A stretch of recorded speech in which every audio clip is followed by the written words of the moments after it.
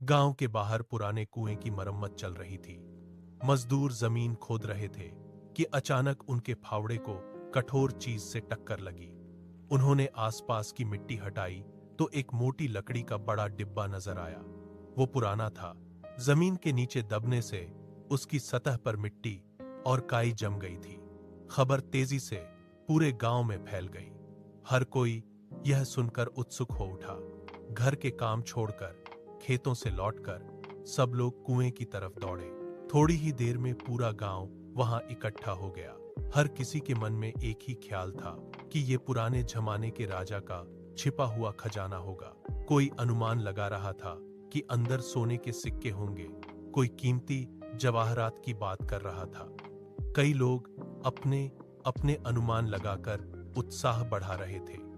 सबकी निगाहें उस बंद डिब्बे पर टिकी हुई थीं। किसी का धैर्य जवाब दे रहा था। सब जल्दी से डिब्बा खोलने का इंतजार कर रहे थे। गांव का सबसे उत्साही युवा चिंटू आगे बढ़ा। उसने डिब्बे पर लगे जंग लगे ताले को जोर से तोड़ा, फिर ढक्कन को हटाया। अंदर एक छोटा डिब्बा रखा था। उसकी सतह पर काली स्याही से साफ लिखा था, थोड़ा और हिम्मत दिखाओ। ये पढ़कर सबकी आंखें फट गईं। कोई कुछ बोल नहीं पा रहा था। एक बूढ़े ने जोर से चिल्लाया कि जल्दी अगला डिब्बा खोलो। चिंटू ने दूसरा डिब्बा खोला।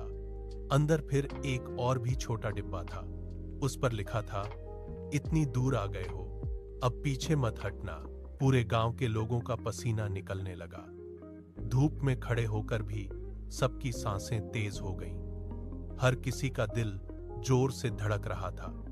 चिंटू ने हाथ का पसीना पोंछा, तीसरा डिब्बा खोला। अंदर फिर एक और छोटा डिब्बा नजर आया। सब उत्साह और उत्कंठा से चिल्लाने लगे। चिंटू आगे बढ़ा, हाथ का पसीना पोंछा, आखिरी डिब्बे का ताला तोड़ा। ढक्कन धीरे धीरे हटाया गया। सबकी सांसें रुक गईं। सारी निगाहें डिब्बे के अंदर ही टिकी रहीं।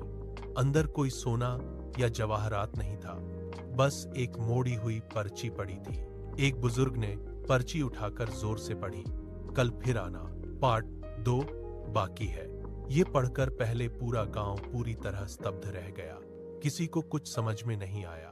फिर एक युवा हंसा, फिर दूसरा, फिर पूरी भीड़ हंसी से लौट पुट हो गई। कई लोग हंसते हंसते अपने पैरों पर खड़े भी नहीं रह पाए। आज भी चिंटू पूरे गांव में घूम घूम कर वह इंसान ढूंढ रहा है जिसने ये सारे डिब्बे वहां छिपाए थे।